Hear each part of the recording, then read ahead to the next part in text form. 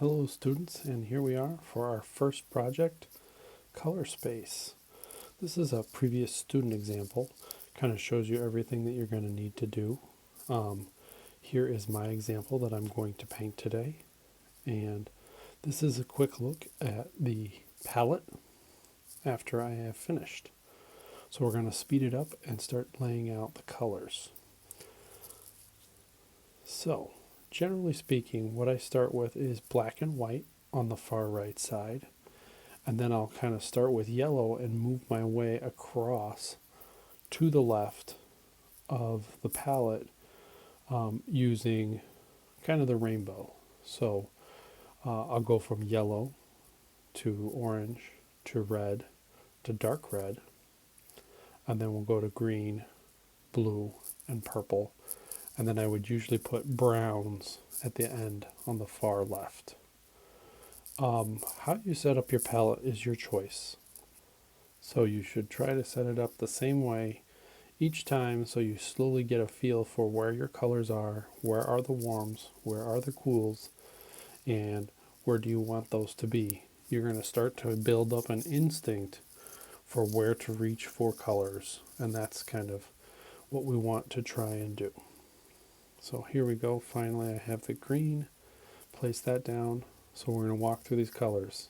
Ivory black, titanium white, cad yellow, cad orange, cad red, alizarin crimson, viridian green, ultramarine blue, and dioxazine violet. There's a big brush, there's a palette knife, and so what we're going to do here is get started setting up the design for our color space wheel. So I'm going to use a compass. You may have gotten one of these in your art kits. So I'll take that and make a base, a circle, so that I can go through and place other shapes on top of this. And I could have used my palette here to trace that, but I used the compass. So here I am going to use the inside of the tape to make my big primary circles. Yellow at the top, red on the left, and blue on the right. I'll take a smaller water container, trace the outside here to get my secondary circles. And you could use whatever shape you want. So orange on the left, violet on the bottom, green on the right. And now I'm taking a look and figuring out what can I use here. I've got an acrylic ink bottle, and I'm going to make the smaller shapes down in between. So I'm going to let these overlap with the other ones, kind of make it so that it bleeds from one color into the other. You notice that I didn't measure this. I could be more exact if I wanted to, but it's fine if this is kind of more organic and quick. This is an exercise. So there's yellow green, blue violet, red orange, yellow orange. So usually when you name those colors, you say the primary first and then the secondary. So there's 12 colors altogether that you're going to paint, and here we go. We're going to start with a smaller brush, not a big one. And what I would recommend is as you go through, pick a color that you want to start with and work your way from that color around the color wheel, trying not to go through and mix across. We'll do that later when we mix opposites and complements. But right now, it's easiest if you start in one place and then move across.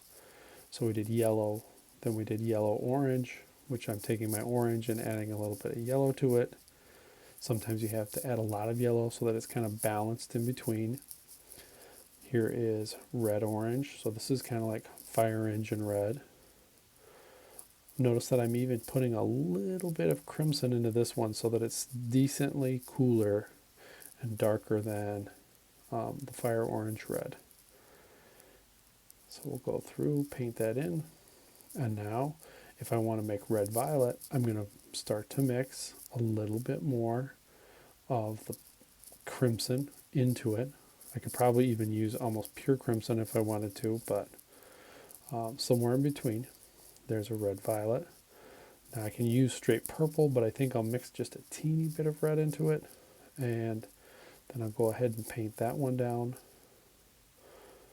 Pretty deep, dark violet color. If any of these you would like to add white to it to make it brighter, you're welcome to do that. I don't do that for any of this demonstration. So here's a blue violet.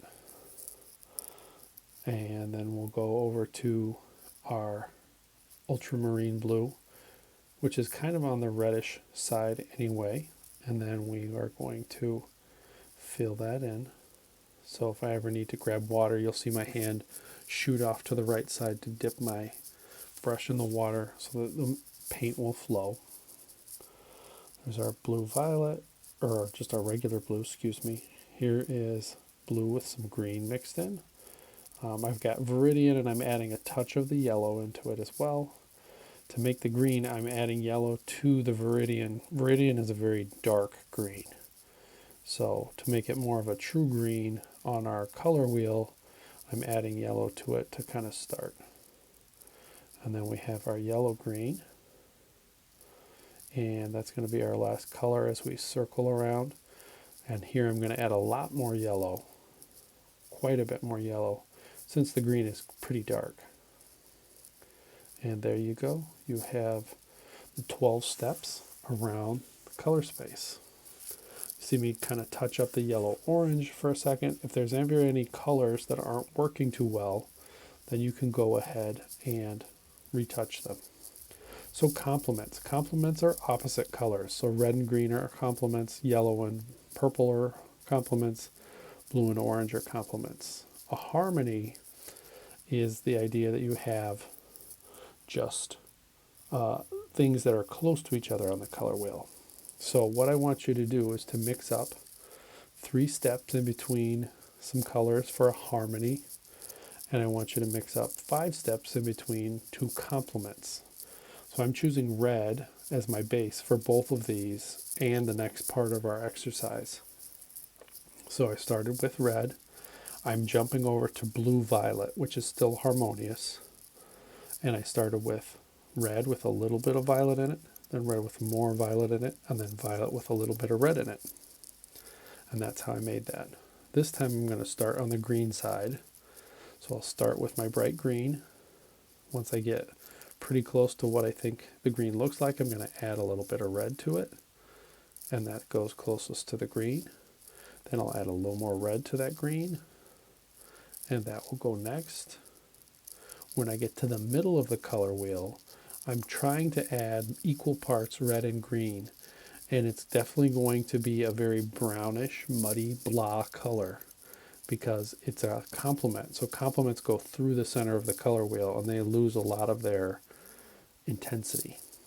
So then as I start to go back to the red side, it's going to get more and more red and you're going to get brighter colors. So hue is your color family. That's red, yellow, orange, blue, green, or violet. Value is how light or dark a color is. And is it white? Is it black? So I'm writing different numbers next to them to kind of indicate what color or what value are they. Intensity is how strong a color is. Is it bright or is it dull? Is it on the outside of the color wheel or is it on the inside of the color wheel? So it's neutral in the middle. And I'll go back and kind of touch these up. So really quickly I'm going to draw out a scale and I'm going to do some tints and shades. So when you add white to a color, it's a tint, and when you add black to a color, it's a shade. And then anytime you mix in between colors, those are called tones. So I'm going to pick this red color again, mostly because it is what's fresh, and I still have it on my brush, and it's still on my palette. So I'm going to start with red. That's my base. And then I'm going to start adding white to it in different steps. You can do a lot or you can do a little. I use my palette knife to kind of push that up to the top. And here I'm going to add a little bit of white to it. Paint that in. There's one step. Then I'll grab a little more white and add that into it. And here's a lighter version. So we're getting closer to like a pinkish color as we go towards that. And then we'll do it one more time. You could do some extras if you really felt like you wanted to or you had the room for it, but it's not necessary. You can choose the shapes. They can be circles, they can be hexagons, they can be whatever shape that you're kind of into. I'm just doing what was easy for me. So here we go, the red plus a little bit of black. And then I take that red and I add a little more black. And I'm not trying to make the red completely black, but I'm trying to show different steps. And we're getting a little bit of shine coming off of this so that it's not as easy to see as once it's dry.